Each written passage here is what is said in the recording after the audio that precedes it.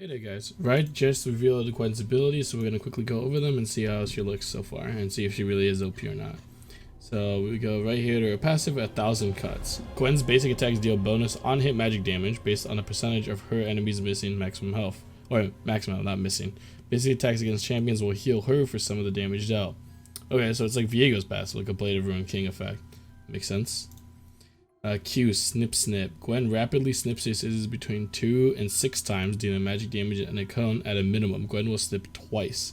Adding 1 snip per basic attack Gwen is landed on an enemy, up to 4 for a total of 6. Enemies in the center of each snip take true damage, as well as bonus magic damage from 1000 cuts. Okay. And it looks like it goes about the same speed, right? Okay, so that's kind of slow, and it's the minimum 2 cuts. She's gonna land 4 autos and do 6 cuts. And it's sped up. Okay, that's really nice actually, that it speeds up, so it's about the same time if it's 2 cuts or even 4 cuts and 6 cuts.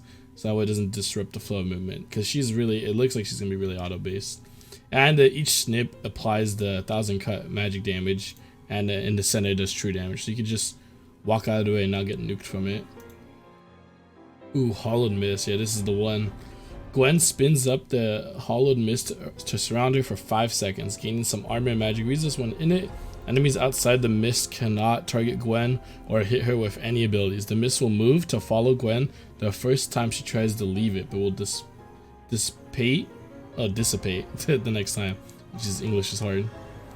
So yeah, outside, so it looks like that Viego route or stun mist. Yeah, this is what we saw in the trailer, but so if you stand inside of it, things will actually hit her. Do they show a clip of that? Oh, they do. Ah, okay. So the counterplay is just fight her in his zone. And if you don't, then actually just run away and make the zone try to go away, even though it follows her once. That's not too bad. Okay. It's not as bad as like just a wind wall or something like that. It's more like it's like a Xin Xiao, actually. That's probably what it's closely like. E, skip and slash. Gwen dashes a short distance and empowers her auto attacks with increased range, speed, and on-hit magic damage for 4 seconds. Attacking an enemy during this time refunds 50% of the ability's cooldown. Okay. And it increases her range, right? Oh my god, that's pretty good. That's like 250 auto attack range over 125. You could definitely auto people over walls with this. This would be really nice for jungle fighting. And then her needlework. Gwen can cast needlework up to 3 times, but needs to hit an enemy within 8 seconds to unlock each subsequent cast. Each cast fires needles in a line that deal magic damage, slow enemies, and apply Gwen's 1000 cuts bonus magic damage. The first cast will fire 1 needle, the second will fire 3, and the final cast will fire 5, for a total of 9 needles and 9 applications of 1000 cuts to enemies hit. This is like old Irelia ult before they reworked it, when she used to just shoot like little blades on command. And I like that all these abilities do not disrupt the flow of movement for her. It seems like you don't have to sit there and cast these for too long. Oh, wait a minute, she isn't even hitting the wait, she autos and then she does it again. Oh, you don't have to hit the needles. Gwen can cast needlework up to 3 times, but needs to hit an enemy within 8 seconds. She doesn't need to hit it with needlework. That's actually kind of unique, because in this way you can miss it and do it again in auto, like auto and then do it again and again up to 3 times. Yeah, some people would probably get really pissed about that instead of having to hit it, but you know, looking at this, I don't think she's that OP. Like, it's annoying and it might seem a little frustrating, but I kind of see it like Fiora, right? Like this, she's an AP fighter top laner who doesn't offer crazy utility, so her demand as a pick becomes lower, because she's not like an Orange, she's not like a Shen. She won't bring something crazy to the table. Instead, she's very auto attack based with no CC at all. So I guess if you can lock her down or kite her out, or fight on her terms in her circle and just out like stat check her, then I guess in a way it's not that bad. And especially since most of the abilities are dodgeable, right? Like this, the Q, right? You could walk to the side of it and not be in the center, take true damage. You could dodge the needles as well. Huh? I think this kind of champion is not that strong, but can definitely be broken depending on how good items are and what items she's abusing, right? Since she's all of her things apply 1000 cuts to on fade effects, Maybe stuff like Wit's End, right, goes up in priority. And then as well, you might see stuff like Chem Tank, Deadmans, and Stridebreaker, so you can stay on people and auto them, because the champion just doesn't do damage unless you auto people. So you're gonna be able to stay on them.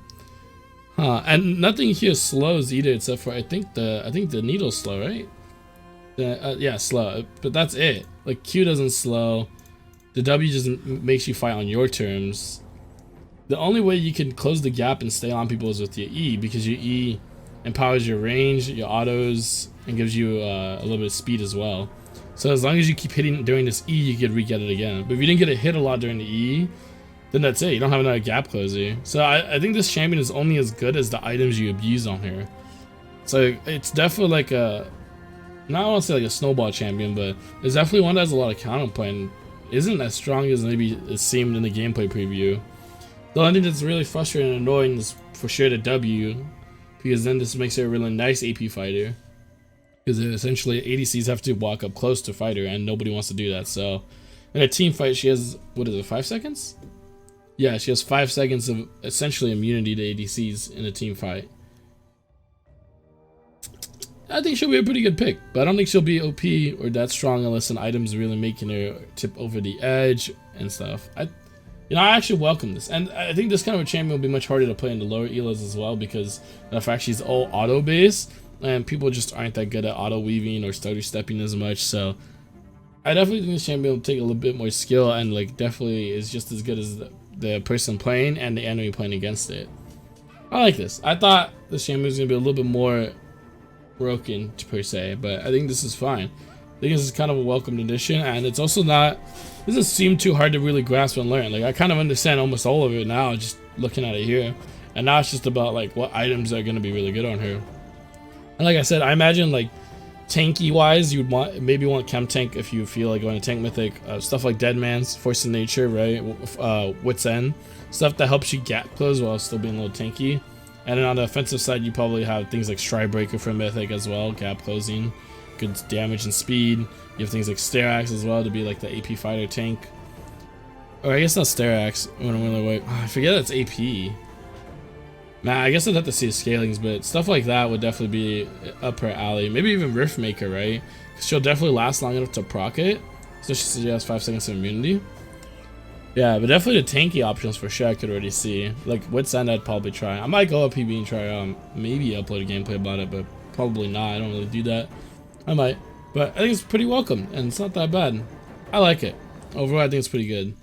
Let me know what you guys think down in the comments below. I don't think she's that OP, and if you like this kind of video, please like it, and let me know what you guys think. I would really appreciate any of the help. And that about does it for me, guys. I hope you have a good rest of the day. Peace.